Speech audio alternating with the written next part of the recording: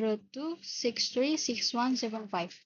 And today I would like to present my OL case study project, which is Google Slang Dictionary application. So in this project, I was assigned to create an application for Google, a company that creates and documents internet slang words. And the application needs to support several features such as like adding new slang words, searching for words, searching based on prefix, and displaying all the stored words. So to implement this feature, I decided to use a tree. And throughout this presentation, I will explain why I choose it and how I implement it. So before talking about the implementation, I would like to explain the background of this project. So Google is a company that documents internet slang words. Then since new slang words is appear almost every day, the number of words also keeps growing. And the application is to like store new slang words and then search slang words and then also search words by prefix, then also display and manage all the slang words. So when I look at these requirements, especially like the prefix search, I realized that a normal array or linked list will not be the best choice. So that's why I start to looking for a more suitable data structure and finally decided to use tree. Next, so before jumping into the uh, implementation, here the requirements of the application. So this is the main feature and this is also the validation rule.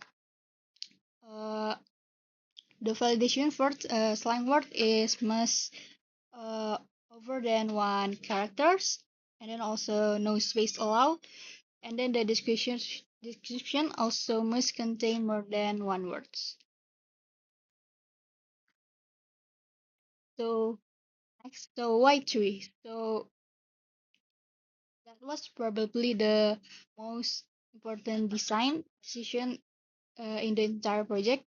So when I first saw the problem, I thought about using an array because it's simple and easy to implement, right? But then I started thinking about the prefix search requirement.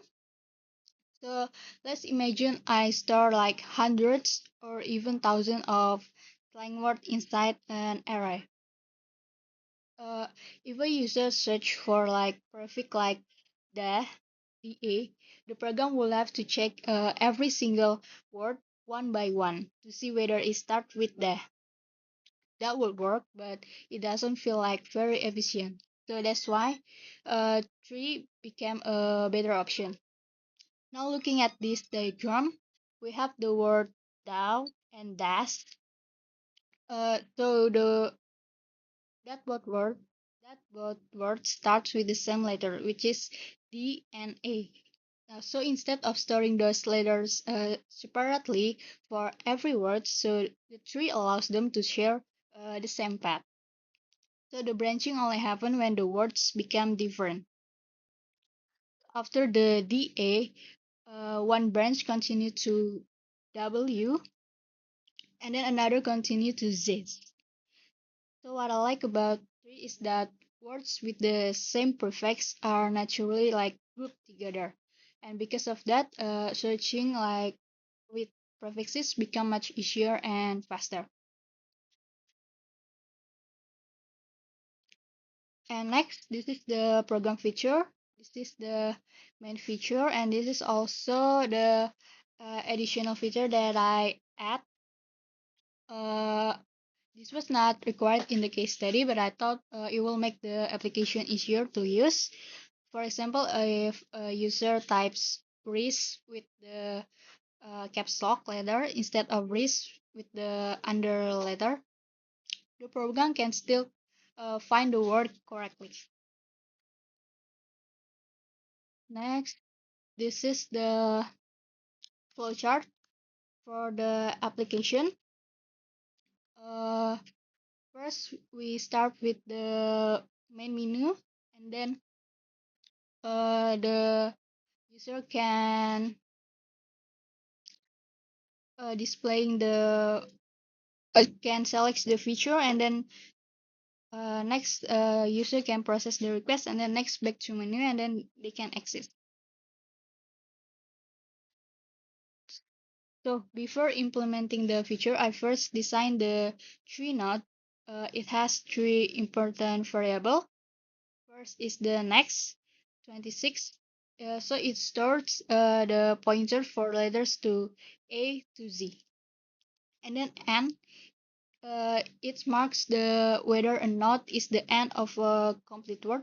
And then the description, it stores the word's description. I only save the description in the last notes because it belongs to the complete words. Next, before inserting a word, I validate the input first. So in the valid word, so in the word validation, I check the word length using the string length, uh, and make sure it doesn't contain space. And for the description, I use valid days, uh, integer valid days to count pages instead of using regex because regex wasn't allowed. And if the input is invalid, so the program keep asking until the user enters a valid one. Next, so this is the insert function. I start from the root using the curve pointer. Then I reach each character and convert it into an index using this, uh, this. And then if the child node doesn't exist, I create a new node. So otherwise, I simply move to the existing node.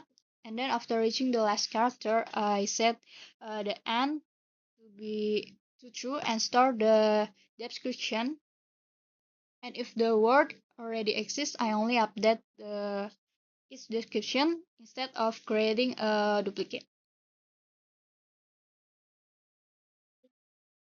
Next, the search function is very similar to insertion, but it doesn't create new nodes. It's simply following the existing path. And if one node is null, the function immediately returns into null, and because the word doesn't exist.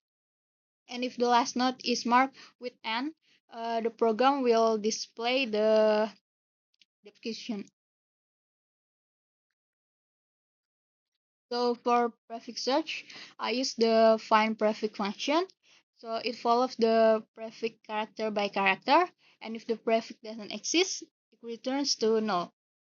Otherwise, it returns the node where the prefix ends, and from there the program continues searching for all matching words. And to display all matching words, I use DFS, and the function recursively visit like every child node, and whenever it reaches a node marked as n, and it prints the word. And since I visit children from index 0 to 26, so the output is automatically displayed in alphabetical order. Yeah, and then that's it.